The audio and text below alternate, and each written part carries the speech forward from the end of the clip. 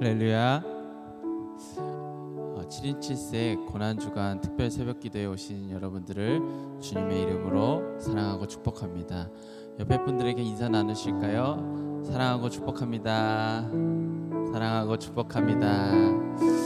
오늘은 노미노 목사님께서 십자가 사랑과 배신의 역설이라는 귀한 말씀으로 십자가에 대해서 우리에게 알려주실 텐데, 그 말씀을 들을 때 우리에게 십자가 사랑이 은혜가 넘칠 줄 믿습니다.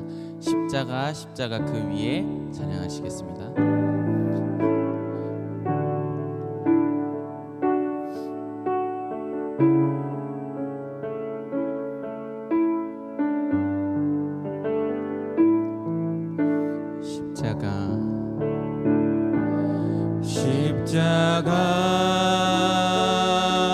십자가 그 위에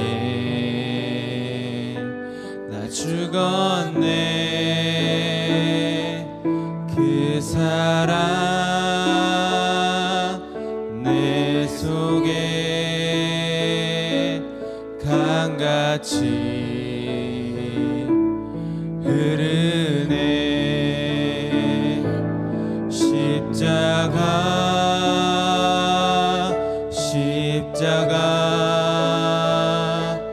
그 위에 나 죽었네. 그 사랑 내 속에 강같이 흐르네. 그의 생명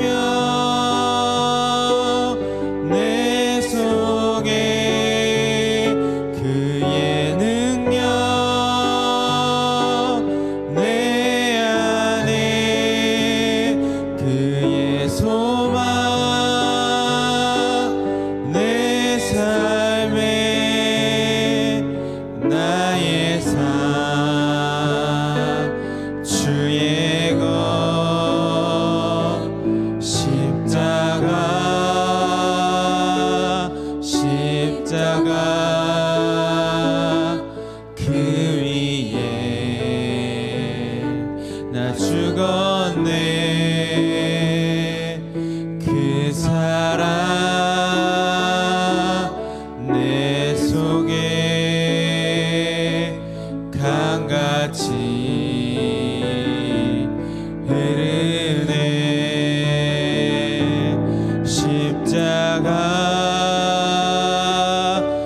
십자가 그 위에 나 죽었네. 그 사랑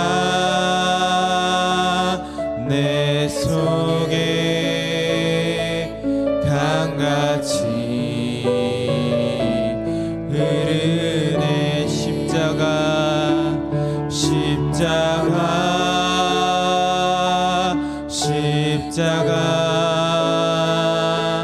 그 위에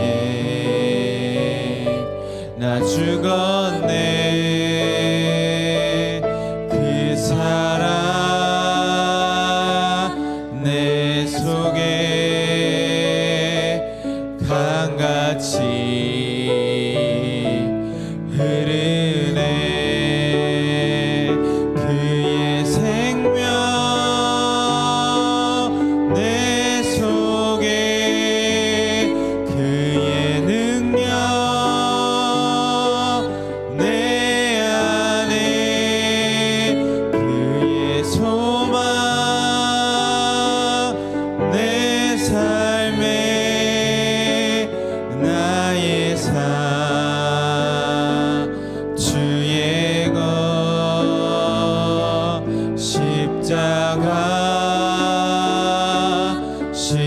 십자가 그 위에 나 죽었네. 그 사랑 내 속에 강같이 흐르네. 기도하길 원합니다. 사랑이 많으신 하나님 아버지, 십자가에 대한 말씀을 들을 때 우리 구주 예수 그리스도의 그 십자가 은혜를 다시 한번 시간 되게 하여 주시옵소서. 우리 성도님들의 바라는 그 모든 소망이 주 예수 그리스도의 십자가 은혜로 회복되게 하여 주시옵소서. 조영현 권사님 대표로 기도해 주실 때 하나님께서 넘치는 은혜가 있게 해달라고 우리 다 같이 주여 삼창 외치고 기도하겠습니다. 주여, 주여, 주여. 사랑이 많은 하나님 아버지, 은혜와 사랑을 감사드립니다. 7인 7세 고난주간 이 새벽 기도를 하나님의 은혜와 말씀을 사모하여 모인 이 모든 성도님들에게 은혜와 사랑이 넘치게 하여 주시옵소서. 십자가, 그 교회의 상징인 십자가가 단순히 그냥 남의 십자가가 아니라 나의 십자가가 되게 하여 주시옵소서. 인류 최고의 사랑을 표현하신 그 예수님의 십자가 사랑을 오늘 이 시간 깨닫는 귀하고 복된 시간으로 주님께서 만들어 주시옵소서.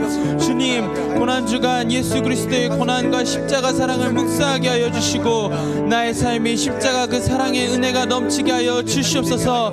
하나님께서 함께 하시는 그 고난의 모든 순간을 십자가 은혜와 사랑으로 이기게 하여 주시옵소서. 하나님의 놀라운 은혜와 지혜와 사랑이 나의 삶에 가득하게 하여 주시옵소서. 하나님, 이 시간 나의 모든 삶을 주님께 의지하고 의탁하오니 하나님께서 만져 주시옵소서. 하나님의 십자가 사랑이 나의 삶을 풍성하게 만들어 주시옵소서.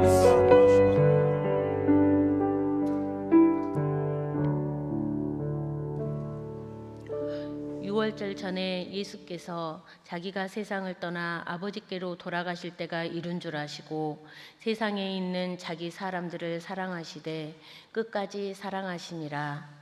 우리를 사랑하사 구원하시려 독생자까지 보내주신 하나님 아버지의 사랑에 감사와 경배를 드립니다.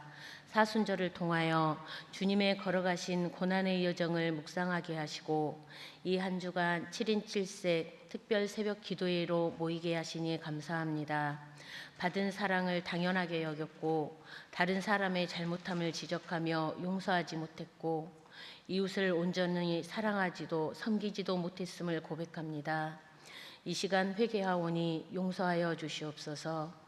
나귀를 타고 예루살렘에 입성하신 예수님처럼 겸손하게 하시고 성전을 청결케 하신 예수님처럼 우리의 몸과 마음을 정결케 하옵소서. 옥합을 깨트려 향유를 드린 여인처럼 우리도 최선의 것을 주님께 드리게 하옵소서. 또한 마지막까지 제자들의 발을 씻기시며 섬김의 본을 보이신 주님처럼 우리도 성도들과 이웃을 예수 그리스도 안에서 사랑함으로 기도하며 섬기게 하소서. 예수님의 십자가의 사랑을 생각하며 그 사랑을 전하며 한 영혼을 살리는 삶을 살게 하옵소서. 예수님의 십자가의 고난을 묵상하며 공감하는 것으로 그치지 않고 십자가 사랑으로 하나 된 신한 공동체 이루게 하옵소서. 이 시간 말씀을 듣습니다. 말씀 전하실 목사님께 성령님 함께 하셔서 영육간에 강건케 하시고 오직 주의 말씀만 잘 전달되게 하옵소서. 듣는 우리로 하여금 십자가 사랑을 알고 고백하는 신실한 믿음을 지켜나가게 하옵소서. 찬양으로 영광 돌리는 교회학교 선생님들께도 함께 하셔서 예수 그리스도를 본받아 더욱 아이들에게 사랑과 섬김을 나눌 수 있도록 건강과 지혜 주시옵소서. 오늘 하루도 우리의 삶이 그리스도의 사랑과 빛으로 충만하길 바라오며 온 세상 죄를 지고 가신 어린 양이신 예수님의 이름으로 기도합니다. 아멘.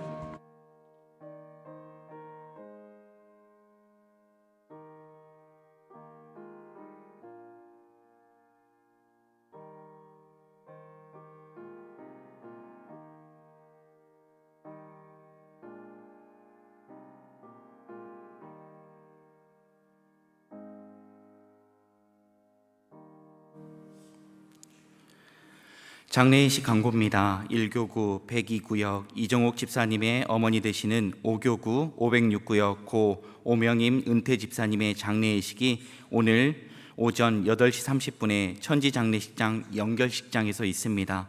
교회에서는 오늘 오전 8시에 출발합니다. 해당 부서는 1경조 2팀 506구역 102구역 3여전도에 평생교육부 호산나 찬양대입니다. 성도님들의 많은 위로와 기도를 부탁드립니다. 이 시간 하나님께서 우리에게 주시는 말씀은 요한복음 13장 21절로 30절까지의 말씀입니다. 이 말씀은 신약 170쪽에 있습니다.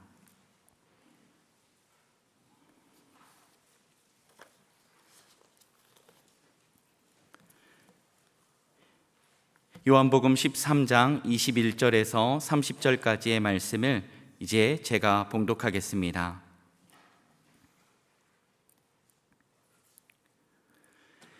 예수께서 이 말씀을 하시고 심령이 괴로워 증언하여 이르시되 내가 진실로 진실로 너희에게 이르노니 너희 중 하나가 나를 팔리라 하시니 제자들이 서로 보며 누구에게 대하여 말씀하시는지 의심하더라. 예수의 제자 중 하나 곧 그가 사랑하시는 자가 예수의 품에 의지하여 누웠는지라. 시몬 베드로가 머리짓을 하여 말하되 말씀하신 자가 누구인지 말하라 하니 그가 예수의 가슴에 그대로 의지하여 말하되 주여 누구니이까? 예수께서 대답하시되 내가 떡 한 조각을 적셔다 주는 자가 그니라 하시고 곧 한 조각을 적셔서 가롯 시몬의 아들 유다에게 주시니 조각을 받은 후 곧 사탄이 그 속에 들어간지라. 이에 예수께서 유다에게 이르시되 내가 하는 일을 속히 하라 하시니 이 말씀을 무슨 뜻으로 하셨는지 그 앉은 자 중에 아는 자가 없고 어떤 이들은 유다가 돈깨를 맡았으므로 명절에 우리가 쓸 물건을 사라 하시는지 혹 가난한 자들에게 무엇을 주라 하시는 줄로 생각하더라. 유다가 그 조각을 받고 곧 나가니 밤이러라. 아멘. 하나님께서 이 말씀을 통하여 우리에게 은혜 주시길 원합니다.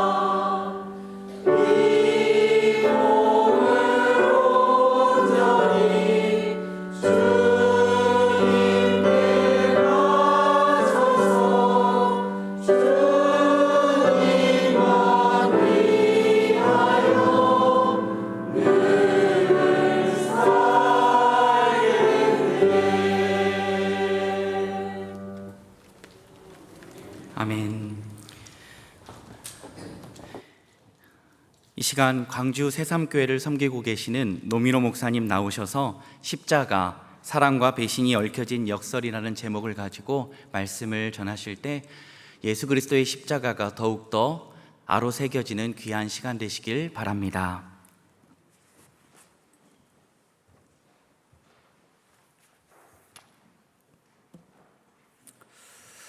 예, 반갑습니다. 1년 만에 이렇게 또 얼굴을 뵙습니다. 고난주간입니다. 주님의 고난에는 신체적, 육체적 고난만 있는 것은 아니었겠죠. 예수님의 고난에는 극심한 마음의 고통도 함께 포함될 것입니다. 21절에 보니 예수께서 이 말씀을 하시고 심령에 괴로우셨다, 이렇게 기록하고 있습니다. 어떤 말씀을 하신 후에 마음에 괴로움을 느끼셨을까요? 그 앞에 보니 18절에 이런 말씀이 나옵니다. 내 떡을 먹는 자가 내게 발꿈치를 들었다. 다시 말해서 자신과 함께 밥 먹는 제자가 자신을 팔아넘길 것을 아시고 마음에 괴로우셨다, 이렇게 말하고 있습니다. 마귀가 벌써 시몬의 아들 가룟 유다의 마음에 자신을 팔 생각을 넣었다는 것을 예수님은 알고 계셨습니다. 10절 말씀을 보십시오. 예수께서 이르시되 이미 목욕한 자는 발밖에 씻을 필요가 없느니라. 온몸이 깨끗하니라. 너희가 깨끗하나 다는 아니니라 하시니 이는 자기를 팔 자가 누구인지 아심이라. 그는 이미 유다가 자신을 팔 것이라는 사실을 알고 계셨습니다. 사랑하는 제자가 자신을 배신할 거라고 하는 이 사실을 안 이후에 그는 심령에 크게 고통을 느끼셨습니다. 여기 괴롭다는 의미의 타라소라는 단어는 요한복음에 3번 나오는데요. 나사로가 죽어서 무덤에 묻혔을 때 사람들이 그의 죽음을 안타까워하며 우는 장면을 보면서 예수님의 마음에 괴로움을 느끼셨다, 이런 표현이 나오고요. 또 12장 27절에 십자가의 죽음을 앞두고 기도하실 때 내 마음이 괴로우니 무슨 말을 하리요? 라고 하는 곳에서 괴롭다라는 표현이 나오고 있습니다. 다시 말해서 유다가 자신을 팔 것을 아는 것, 이것은 나사로의 죽음만큼이나 그리고 자신의 십자가의 죽음의 고통만큼이나 자신을 지독하게 괴롭히는 그런 일이었다는 것입니다. 사랑하는 이의 배신은 그의 마음을 무너지게 할 만큼 아프고 쓰라린 것이었습니다. 그렇지 않습니까? 우리를 가장 아프게 하는 것은 뭘까요? 육체적인 고통일까요? 아니면 마음의 고통일까요? 물론 신체적인 고통도 큰 아픔인 것은 사실입니다. 그래서 욥도 신체적인 고통 앞에서 차라리 죽여달라, 이렇게 소리쳤습니다. 하지만 그 못지않게 우리를 괴롭히는 것은 바로 마음의 괴로움이죠. 마음의 고통입니다. 특히 내가 사랑했던 네가 나를 배신하고 완전히 다른 모습을 보일 때 그 모습을 보는 우리는 너무나 고통스럽습니다. 내가 믿었던 네, 내가 아끼고 사랑했던 네가 나를 비난하고 돌아설 때 우리는 차라리 사느니 죽는 게 낫다 싶을 정도의 마음에 큰 고통을 느끼는 것입니다. 그만큼 인간적인 배신의 아픔은 큰 것이죠. 그것은 내 존재가 무너져 내릴 만큼 가혹하고 쓰라린 것입니다. 그 상처는 영원히 치유될 수 없을 정도로 내 안에 큰 상처를 남기게 되는 것입니다. 주님은 괴로우셨습니다. 마음이 너무나 아프셨습니다. 그럼에도 그는 유다를 사랑하셨습니다. 사랑하시되 끝까지 사랑하셨습니다. 유다를 보면서 저놈은 나를 팔아넘길 놈 이렇게 바라보신 것이 아니라 이고 이 가엾고 불쌍한 놈 이런 시선으로 유다를 바라보신 것입니다. 1절 말씀을 보십시오. 세상에 있는 자기 사람들을 사랑하시되 끝까지 사랑하시니라. 마귀가 벌써 시몬의 아들 가룟 유다의 마음에 예수를 팔려는 생각을 넣었더라. 주님은 이미 다 알고 계셨습니다. 그럼에도 그는 수건을 두르고 대야에 물을 떠서 그의 발을 씻어주십니다. 그 피곤해진 발을 주물러 주십니다. 이 배은망덕한 놈 이런 생각을 하면서 씻어주지는 않으셨을 것입니다. 지금이라도 얘가 마음을 바꿨으면 하는 그런 마음으로 그의 발을 씻어주셨을 것입니다.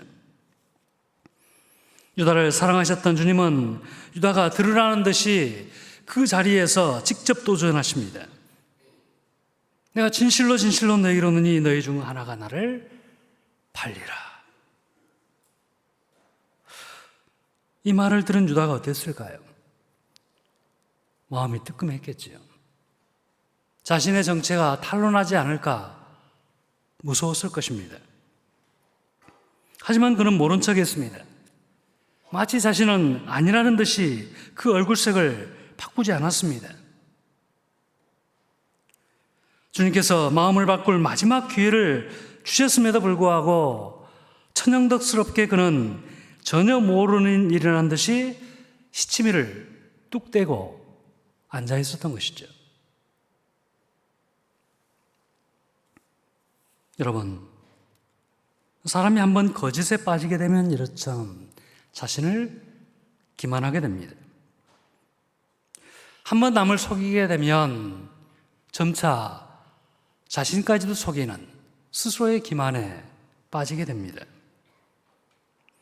마치 작은 각도가 처음에는 그 차이가 별로 없어 보일지라도 시간이 갈수록 그 차이가 벌어지는 것처럼 참된 것을 버리고 등지는 이런 잘못된 행동을 하다 보면 그는 결국 허영과 가식과 낯짝이 두꺼운 그런 사람으로 변해가는 것입니다.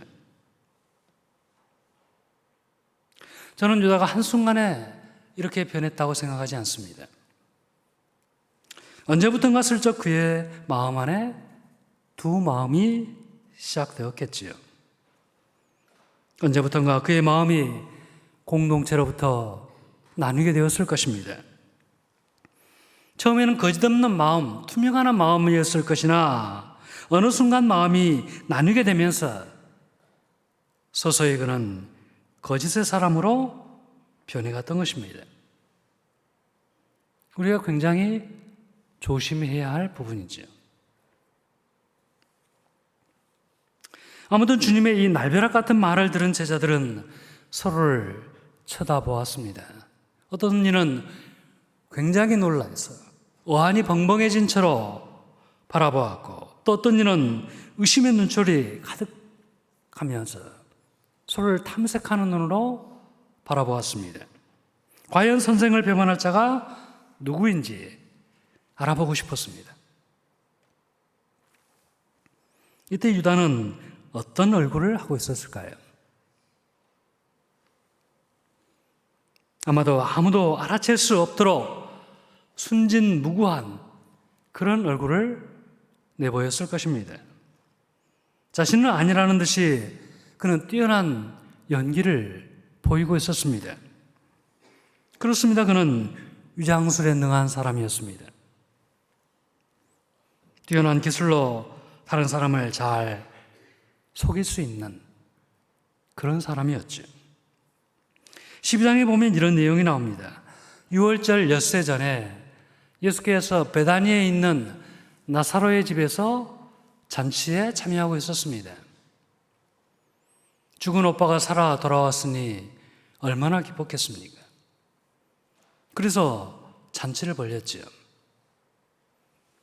이 잔치 자리에서 마리아가 비싼 향유를 가져다가 예수님의 발에 붓고 머리털로 그 발을 닦았습니다. 그때 유다가 말했지요. 이 향유를 어찌하여 300데나리온에 팔아 가난한 자들에게 주지 아니하였느냐? 유다는 마리아가 그 비싼 향유를 예수의 발에 붓는 것이 너무나도 싫었습니다. 끔찍할 정도로 싫었습니다.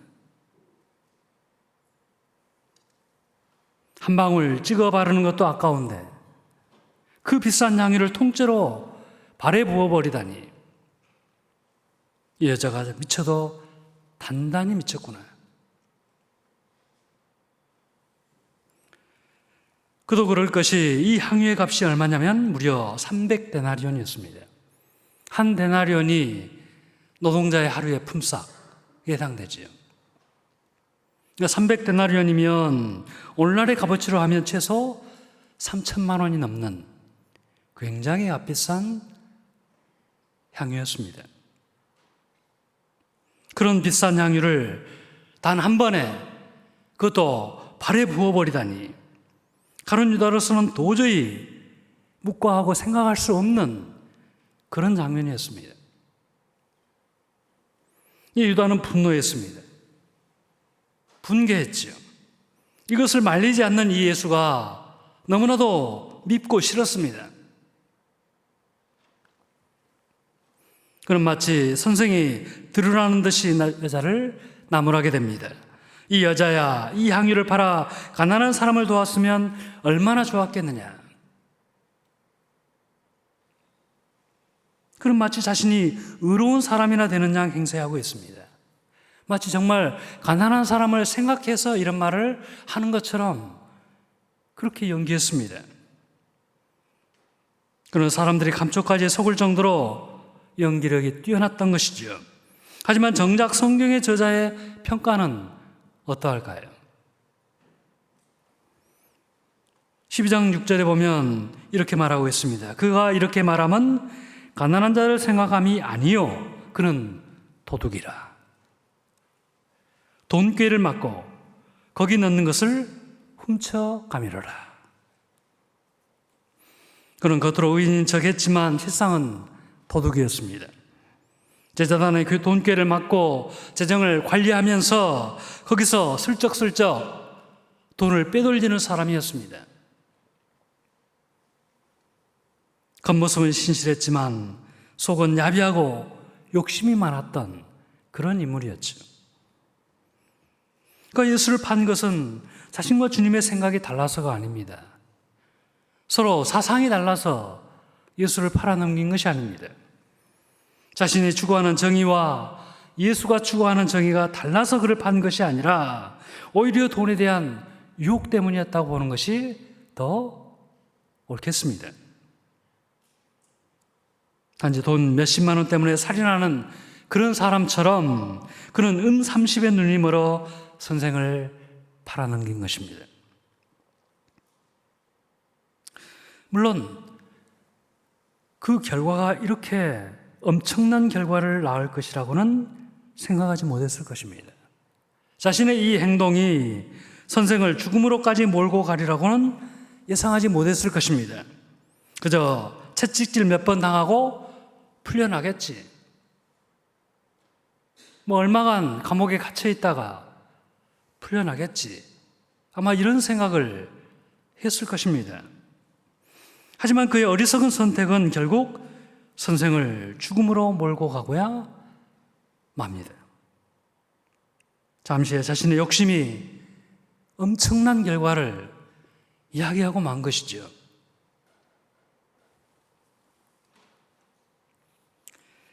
아무튼 주님이 너희 중 하나가 나를 팔리라 이렇게 말씀하시자 궁금해진 베드로가 요한에게 머리짓을 합니다. 네가 한번 선생님한테 물어봐라. 이렇게 눈짓을 보내게 되지요. 이 요한이 선생님에게 묻습니다. 주여, 말씀하신 이가 누구입니까? 주님이 답하지요. 내가 떡 한 조각을 적셔다 주는 자가 바로 그니라. 이렇게 말씀하신 이후에 떡 한 조각을 적셔서 유다에게 가져다 줍니다. 앞으로는 그를 조심하고 경계하라는 듯이 베드로와 요한에게 은밀하게 나를 팔 자가 누구인지를 일러주신 것이죠. 이 유다는 떡을 받자 결심한 듯이 그 자리에서 일어섭니다.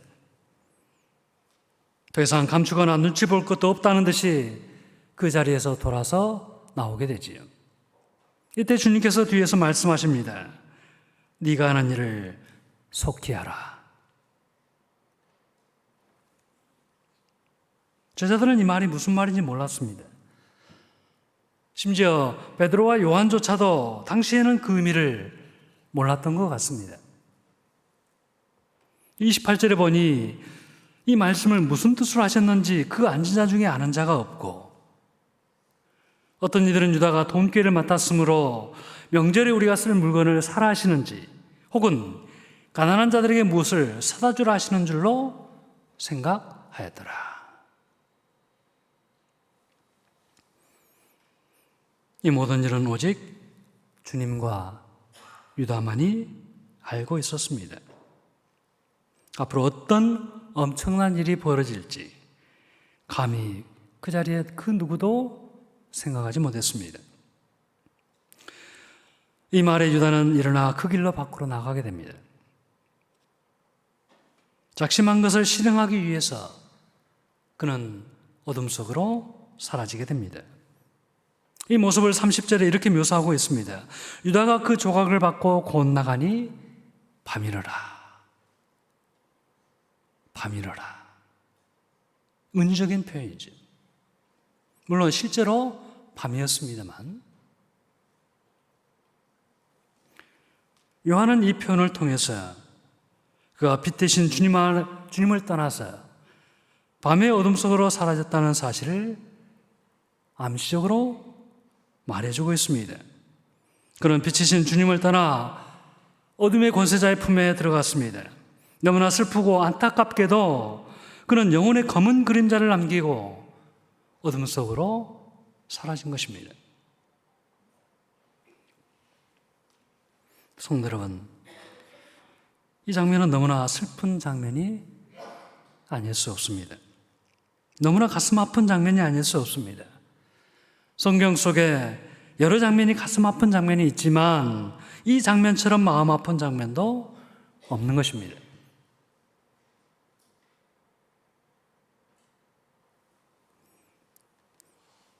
왜 주님은 그 배신을 막지 않으셨을까요?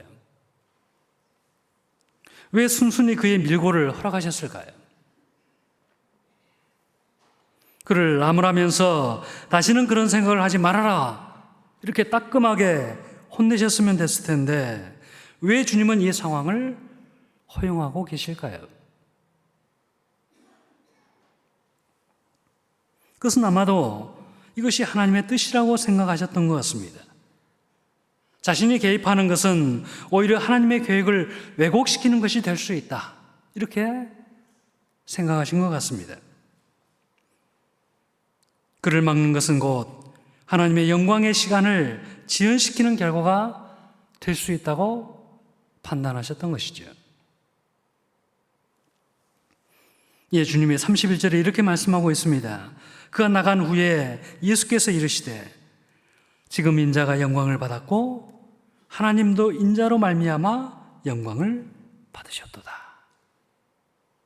무슨 말입니까? 이 사건 자체가 두 분 하나님의 영광과 뜻을 위한 그런 일이었다는 말이지요. 그렇다면 여기서 우리는 한 가지 의문이 들 수 있습니다.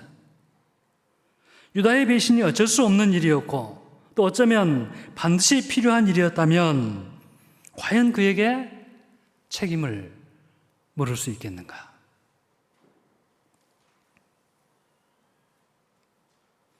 그의 배신이 결과적으로 하나님의 계획을 성취했다면 어떻게 그를 죄 있다고 나무랄 수 있겠는가?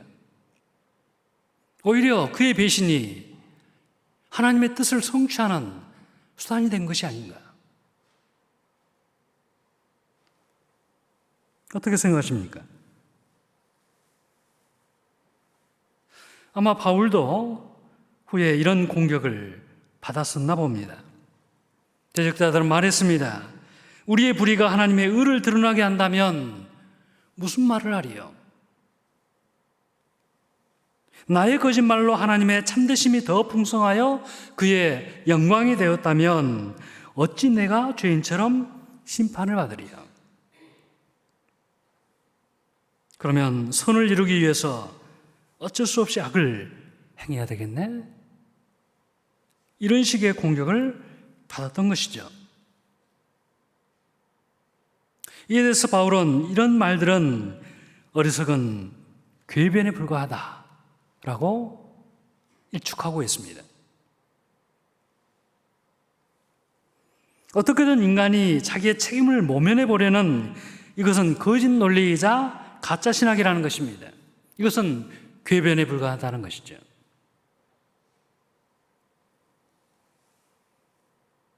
유다는 자신의 행동에 책임을 져야 한다는 것입니다. 자신의 행동이 결과적으로 하나님의 뜻을 이루었는가, 그렇지 않는가에 상관없이 자신의 잘못에 대해서 마땅한 형벌을 받아야 하는 것입니다.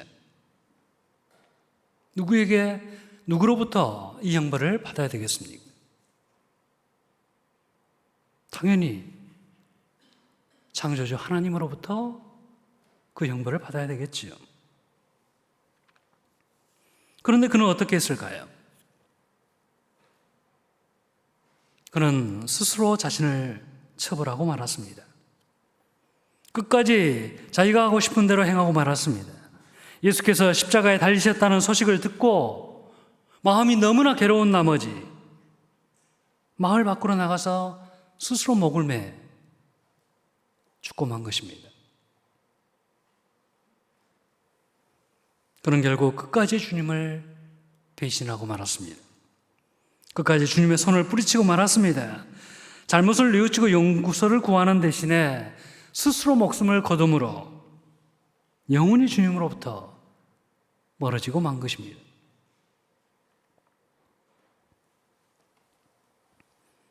성도 여러분,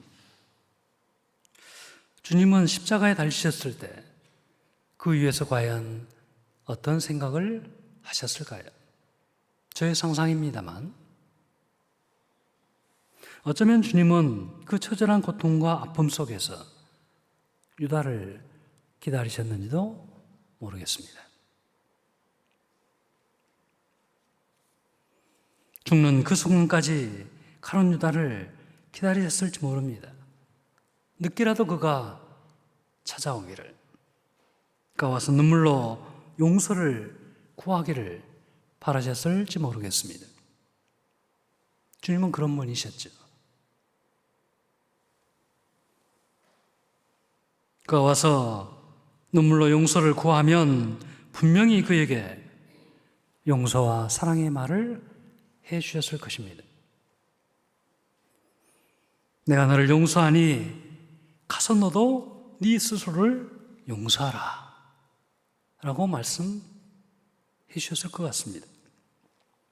내가 너를 이미 용서했으니 혹이라도 자책할 생각하지 말고 평안히 가서 자유롭게 지내라, 이런 말씀을 하지 않으셨을까요?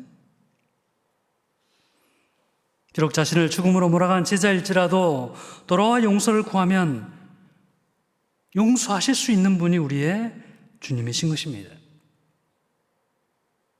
사랑하는 성도 여러분, 십자가의 주님은 그런 분입니다. 누구든 용서할 수 없는 사람은 그분께 없습니다. 또 어떤 잘못이든 용서받을 수 없는 잘못은 없습니다.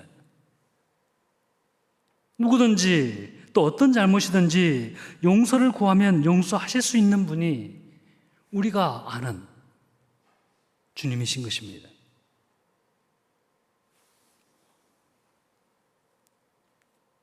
그러니 우리는 이분을 믿고 주님 앞에 나와야 되는 것입니다. 이분을 믿고 용서를 구해야 하는 것입니다. 서로 나도 나를 용서하기 힘든 그런 일을 저질렀다 할지라도 이분을 믿고 주님 앞에 나와야 하는 것입니다. 그러면 그가 우리를 용서하십니다.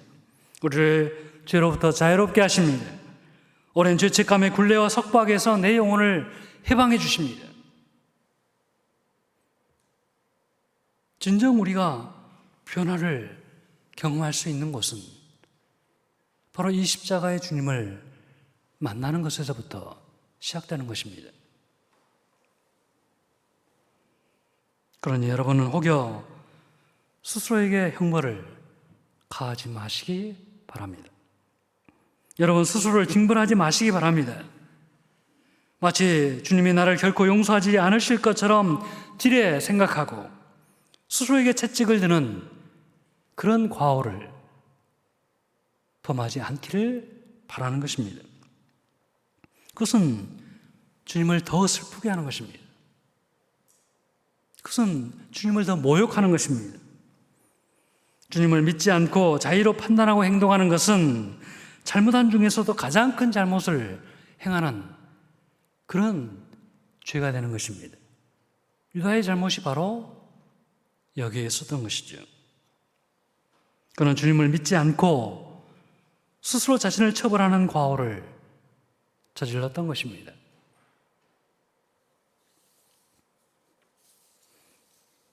성도 여러분, 우리가 살다 보면 어쩌면 유다처럼 유혹에 빠져 주님을 배신할 수도 있다고 생각합니다. 또 혹은 극심한 고문 앞에서 주님을 부인할 수 있다고도 생각합니다. 또 그것이 결과적으로 하나님의 뜻을 성취하는 수단이 될 수 있다고도 생각합니다.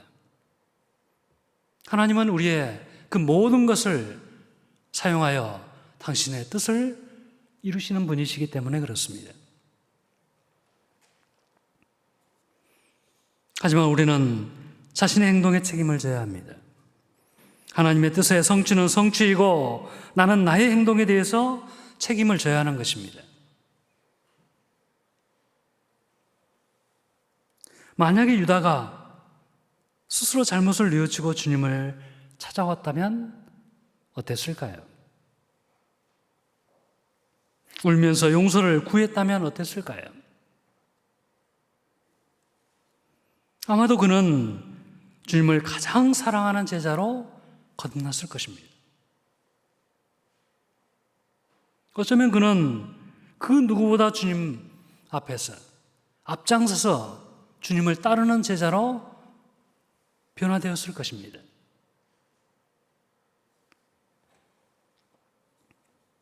마치 주님을 모른다고 3번이나 부인했던 베드로가 그 후에는 가장 근접의 거리에서 주님을 따랐던 것처럼 가장 큰 잘못을, 가장 큰 죄를 용서받은 그런 자가 어쩌면 가장 큰 사랑으로 주님을 따랐을지도 모릅니다. 그러나 그는 그런 선택을 하지 않았던 것이죠. 그러니 중요한 것은 잘못을 한 이후의 태도입니다. 자기 잘못을 대하는 자세입니다.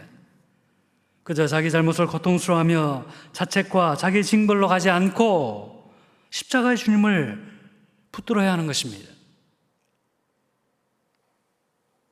왜냐하면 바로 거기에만 용서와 화해와 변화와 새로운 생명이 시작되기 때문에 그렇습니다. 이 십자가에서만 우리는 새로워질 수 있기 때문에 그렇습니다. 우리는 그 안에서의 용서를 경험함으로 주님을 사랑하는 거듭난 새 영혼으로 새로운 인생과 삶을 시작할 수 있게 되는 것입니다. 그러니 여러분은 또 우리 모두는 그 잘못이 어떤 잘못이든 간에 그 잘못으로 스스로를 채찍질하고 가학하고 자신을 징벌하는 것이 아니라 그 모든 것을 안고 주님 앞에 나와 용서와 이해와 변화를 구해야 하는 것입니다. 그것이 믿는 자의 능력이고 또 그것이 우리가 진정 변화될 수 있는 길이기 때문에 그렇습니다. 아무쪼록 우리는 이 유다가 범한 과오를 반복하지 않고 십자가 주님 앞에서 나와서 그분의 놀라운 사랑과 은혜를 경험하는 그런 현명한 선택을 해가는 그런 저와 여러분 모두가 되실 수 있기를 주의 이름으로 축원합니다. 기도하겠습니다. 자비로우신 아버지 하나님, 저희들도 늘 주님 앞에 과오를 범하며 때로는 주님을 배신하며 복음을 역행하는 그런 삶을 살아가곤 합니다. 여기 유다만큼은 아닐지라도 어쩌면 우리도 주님을 팔아넘기는 작은 욕심과 이윤 때문에 복음을 배신하는 일들을 우리가 행하고 있지는 않는지요. 하나님, 그러나 주님 앞에는 용서받지 못할 죄는 없다는 사실을 우리가 알게 되우시고 주님 앞에 나오는 것이 주님을 믿는 것이며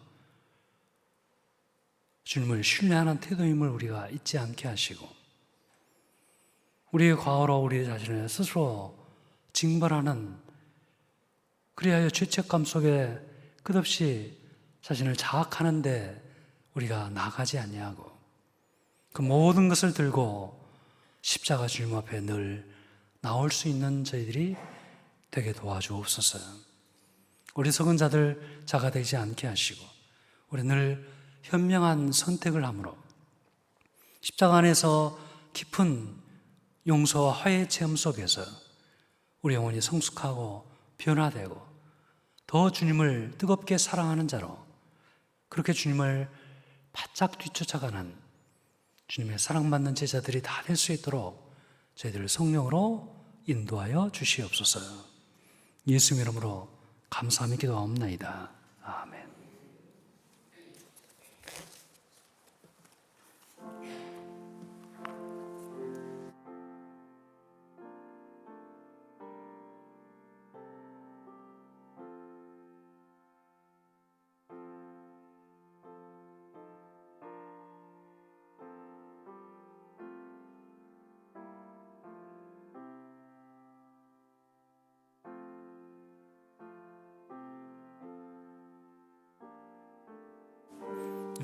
같이 기도하겠습니다. 지금은 우리의 속량을 위해서 기꺼이 십자가 지기를 선택하시고 죽음을 이기시고 부활하셔서 모든 권세의 왕이 되신 우리 주 예수 그리스도의 은혜와 이 아들을 기꺼이 화목의 제물로 내어주시기를 선택하셨던 아버지 하나님의 그 깊으신 사랑하심과 아버지 아들의 이름으로 오셔서 우리를 모든 빛으로 인도하시며 우리가 하나님의 영원한 영광에 이르기까지 끝없이 우리의 내면과 영혼을 새롭게 하셔 우리로 그 영광에 참여할 수 있도록 인도해 가시는 성령의 함께 하시는 역사가 고난주간을 맞이하여 다시는 유다의 과오를 범하지 아니하고 늘 십자가 앞에서 자신을 새롭게 하며 살아가기를 소망하는 모든 사랑하는 백성들 위해 이제로부터 영원토록 함께하기를 간절히 축원하옵나이다.